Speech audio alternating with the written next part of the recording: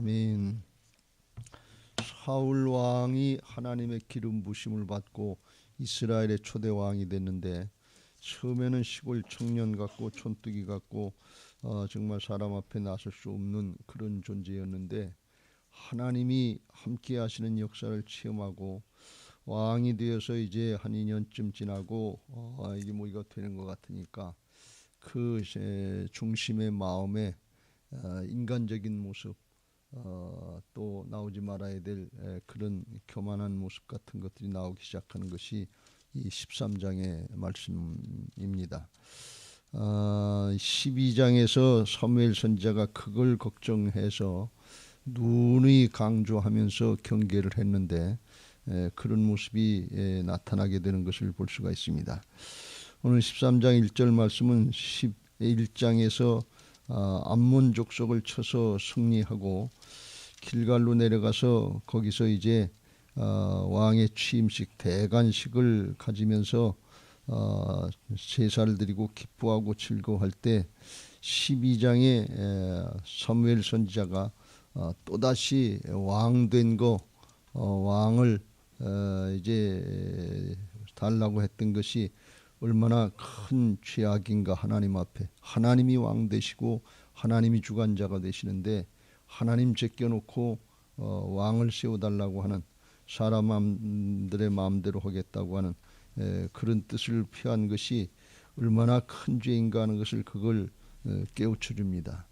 우리는 사람 앞에 지은 죄가 드러나면 그게 부끄럽고 창피하니까 그게 큰 죄인 것 같은데 사실 그건 하나님 앞에 작은 죄고 진짜 큰 죄는 하나님 앞에 짓는 죄가 가장 큰 죄요. 이게 정말 하나님의 마음을 아프게 해드리는 죄인 것을 믿으시기 바랍니다. 이게 반역죄예요. 세상의 어떤 나라도 반역죄인을 살려주지는 않아요. 나라를 반역하고 대통령을 죽이려고 그러는데 왕을 죽이려고 그런다든지 하는 거 이걸 어떻게 살려주냐 말이지. 하나님을 버리고 하나님께 반역하는 거 이게 얼마나 큰 죄인지 이걸 우리는 눈에 안 드러나니까 그냥 지나가기 쉬워요. 그게 불신앙의 죄고 그게 하나님을 거역하는 죄로서 우리의 마음속에 내가 주인 노릇하는 죄인데 이걸 우리가 날마다 지면서도 이걸 모르고 지나는 거예요. 이게 얼마나 무서운가 하는 것을 우리는 깨달아야 될 줄로 믿습니다. 12장에 그래서 14절에 그랬어요. 너희가 만일 여호와를 경외하여 그를 섬기며 그의 목소리를 듣고 여호와의 명령을 거역하지 아니하며 또 너희와 너희를 다스리는 왕이 너희의 하나님 여호와를 따르면 좋겠지만 이게 어떤 일이 일어날 거를 사무엘 선지자가 짐작하고 있었던 거예요. 만일 너희가 여호와의 목소리를 듣지 아니하고 여호와의 명령을 거역하면 여호와의 손이 너희의 조상들을 친 것 같이 너희를 칠 것이라. 그래서 조상들을 심판하신 하나님이 너희들도 동일하게 하실 것이라 하는 것을 경계하신 것을 볼 수가 있습니다. 이 사무엘 선지자가 왕의 취임식을 하는 그 마당에서 이 말씀을 하는 거예요. 그러니까 이거 어떻게 보면 분위기 다 깨는 거고 초치는 얘기 같은 얘기인데 이건 정말 아무나 할 수 없는 얘기예요. 엘리 제사장과는 다른 모습을 우리가 여기서 볼 수가 있어요. 참다운 영적인 지도자의 모습을 볼 수가 있습니다. 엘리 제사장은 자기 아들들이 지은 죄 이것도 똑바로 경계하지 못하고 제대로 얘기하지 못하고 그걸 잡지 못해서 나라가 망하게 되는 것 같은 그런 어려움을 겪게 했는데 이건 왕이라도 대통령이라도 그 앞에서 당당하게 잘못된 걸 얘기하고 고치지 않으면 하나님의 심판을 받게 된다. 그걸 말할 수 있는 영적인 지도자인 것을 볼 수가 있습니다. 이건 사무엘이 진짜 이건 인간적인 어떤 뭐 생각 관계 이런 거 생각하지 않고 그리고 하나님의 심정, 하나님의 마음 이걸 가진 자이기 때문에 이렇게 할 수 있는 것을 볼 수가 있습니다. 우리에게 이런 마음들이 있어야 될 줄로 믿습니다. 우리가 인간관계 때문에 마땅히 얘기할 걸 얘기하지 못할 때가 있고 또 부모 자식 간에도 신앙을 권유하고 할 때도 가족관계에서도 이거 관계 때문에 이걸 얘기를 못해요. 입장 거북해질까 봐, 기분 나빠할까 봐. 근데 사무엘은 그러지 않았다. 왜? 하나님의 사람이었기 때문에 그래. 23절에도 그랬어요. 이 12장 23절, 나는 너희를 위하여 기도하기를 쉬는 죄를 여호와 앞에 결단코 범하지 아니하고 선하고 이로운 길을 너희에게 가르칠 것이다. 앞으로도 계속 그걸 할 거다 그러니, 기도하면서 하나님이 주시는 음성을 듣고 하나님의 뜻을 깨닫고 그걸 행하는 걸 볼 수가 있어요. 주일날 말씀드렸죠. 기름 부으심을 받은 사람은 그 전과 그 후의 삶이 바꿔져야 된다고.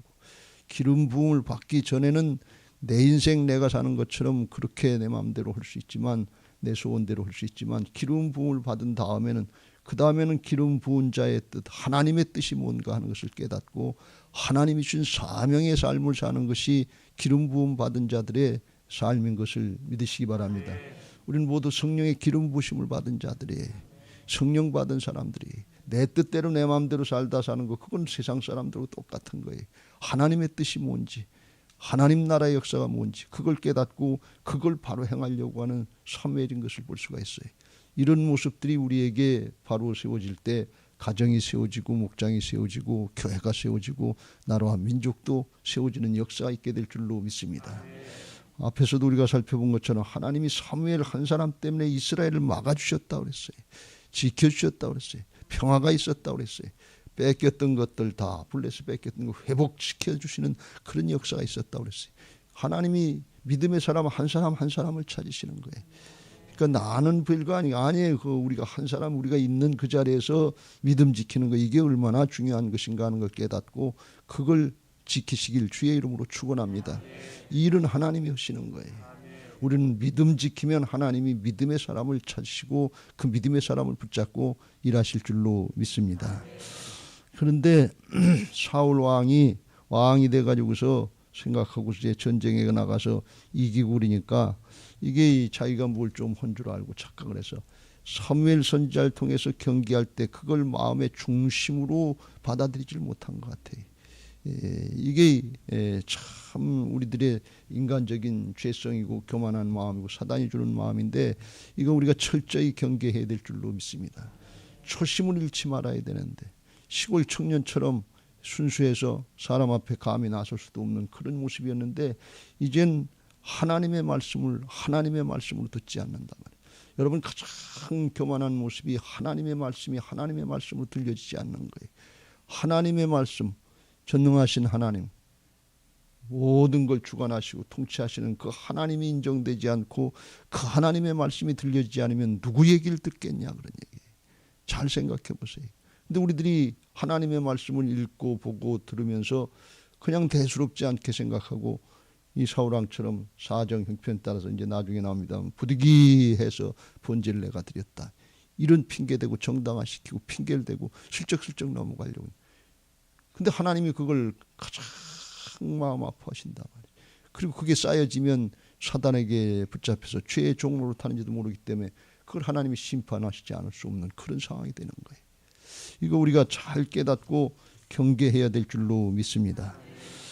이런 마음이 들어갔으니까 이 13장의 사건이 좀 난해한 내용인데, 요나단이 어떻게 허락도 없이 블레셋 수비대를 3절에 쳤겠는가. 근데 이거는 아마 성서학자들에 의하면 사울왕이 암몬하고 싸워서 크게 승리하고, 그리고 이제 한 2, 3년 이렇게 또 지나고 정규군을 만들어서 성비군을 조직해서 2,000명은 자기하고 함께 있고 1,000명은 요나단과 함께 있게 해서 성비군을 만들었어요. 당시에는 아마 이제 왕이 처음 돼가지고서 통치 자금이 별로 없으니까 많이 붙잡고 있을 수는 없고 아주 정예 군사를 모집을 해서 그렇게 했던 것 같아요.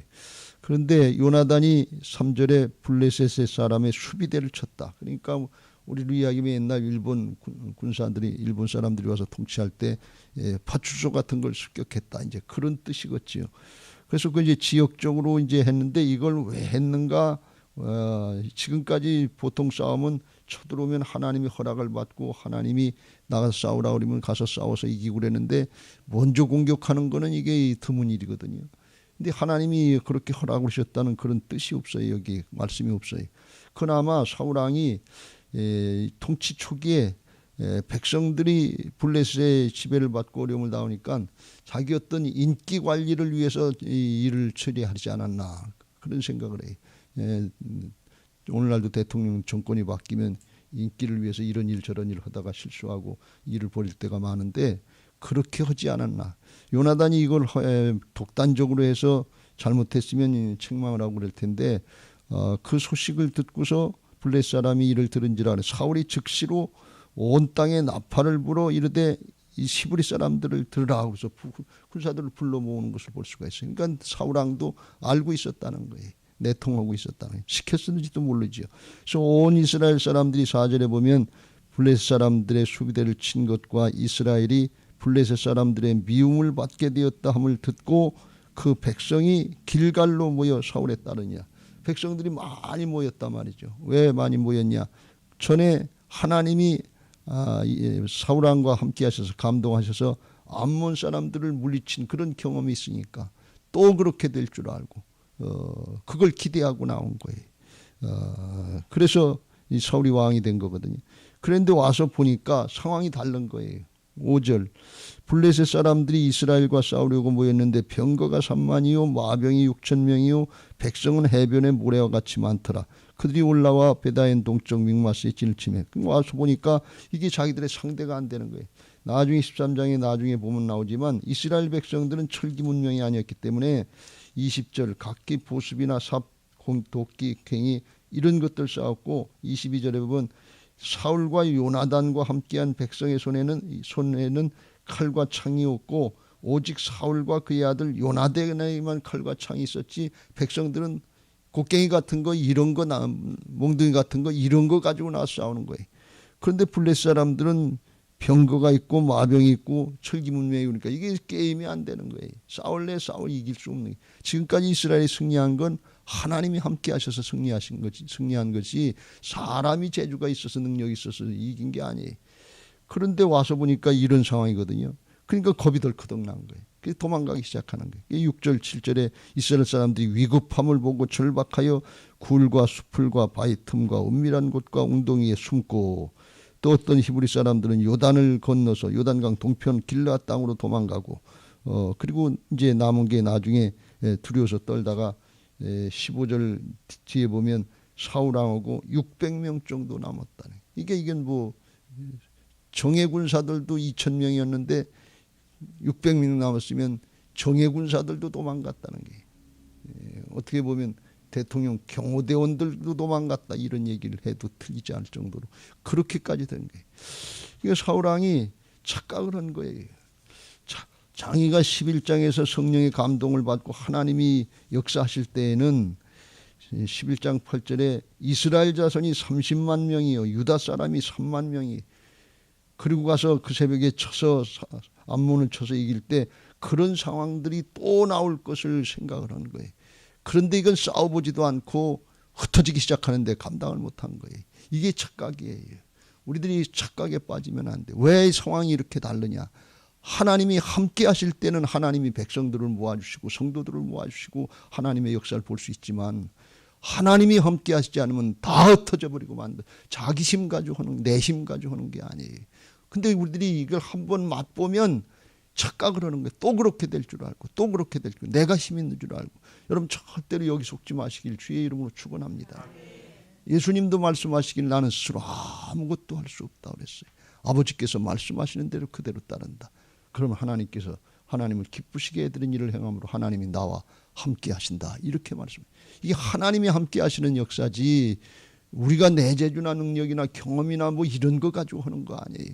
절대로 하나님의 역사는 그렇지 않아요. 이게 영적인 역사이기 때문에 그래요. 사람의 일이 아니기 때문에 그래요.